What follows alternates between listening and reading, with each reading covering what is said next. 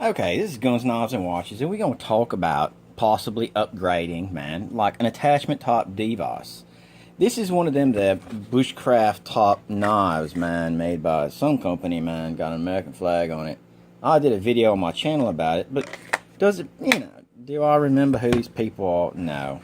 It's of no interest to me. But, because I just didn't like the way it was. I just didn't like a few things about it. And yes, I'm very nitpicky. But this is about like the Blade Tech, man, like Tek-Lock. And the Blade Tech Tek-Lock is not a new commodity. But why would you want to use it? And it comes with old little hardware. And you can see I've already got it on there. Now, when you look at anything, just like, hey man, dude, who that their VW video is for, I hope that helped you make them their decisions, man. For everybody else, fuck you, man. It wasn't about you. Okay, so here we go. Just like that their VW video, you have to look at the engineering of actually what you're doing. Now, I scout carry my knives, preferably when I'm mounting them on my belt, because I do not like going up and down out of them straight up and down. It is just the way it is. I do not like mounting like this, okay? And this is the clip that originally came with this. And if you like to carry that way, this is a very good clip. Of course, it is just formed out of that there Kydex, man. But if you scout carry, there are other better options. Why is a Tek-Lock for this particular application? You use the physics behind what I'm going to tell you to make some of them that are going to make some decisions, man. But here we go.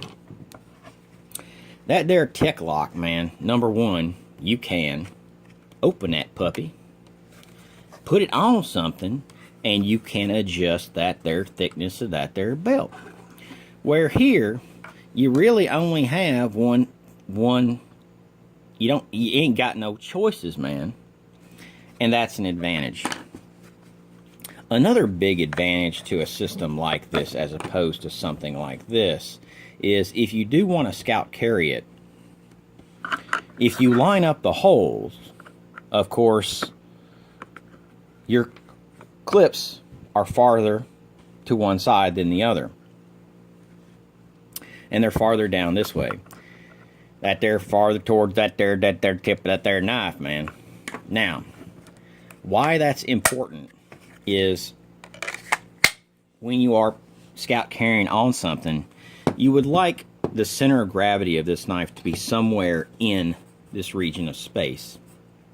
With this particular setup, it is right there at that screw, man. That there screw, man, is the center of gravity.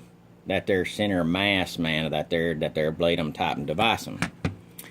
Where this way, with that there older, that there original type clippage type situation, the center of gravity is actually in front of the clip.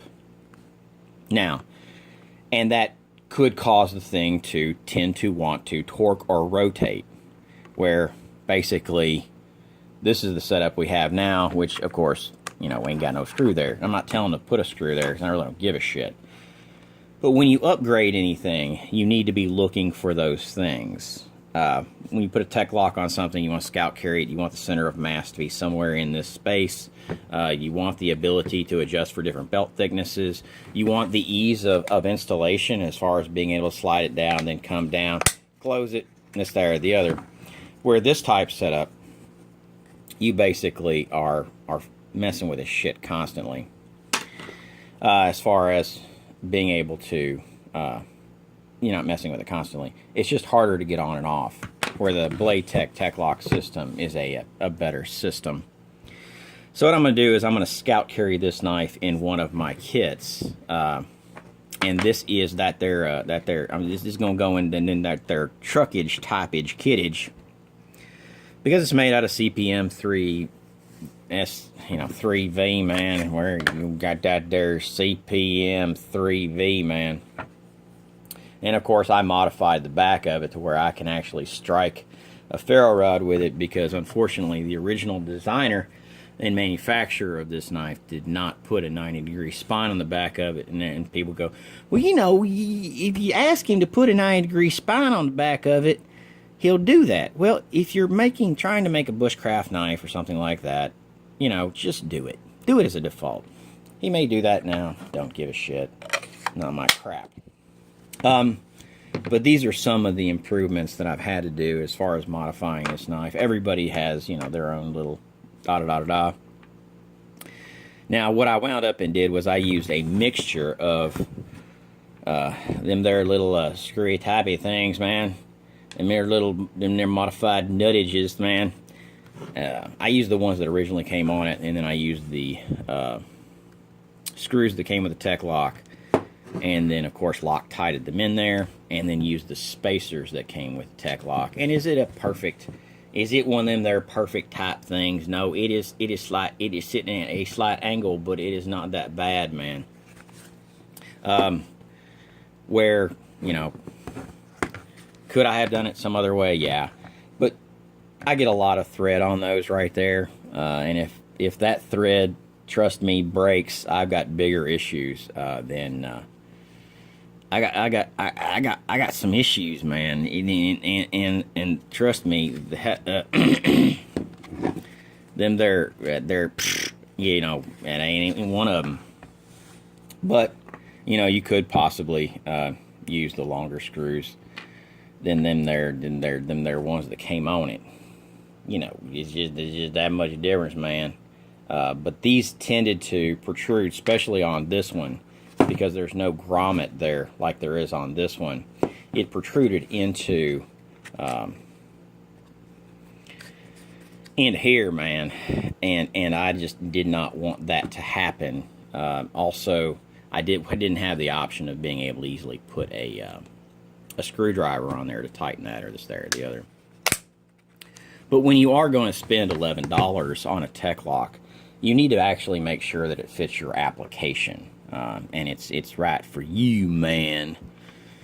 But anyway, of course, you got some extra little pieces, doobobs, and this, there, the other. But this is Guns, Knives, and Watches, and this is just my process for trying to make this knife usable in a real situation. And it's become an effort.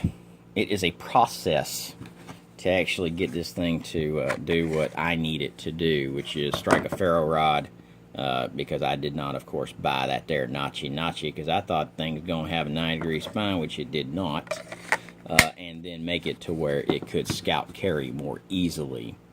Remember, whenever, and I'm going to go over this for a third time, remember, always make sure that your center of mass, your center of gravity, whatever the hell you want to call it, is somewhere in this lock if you're going to wind up and want to scout carry it.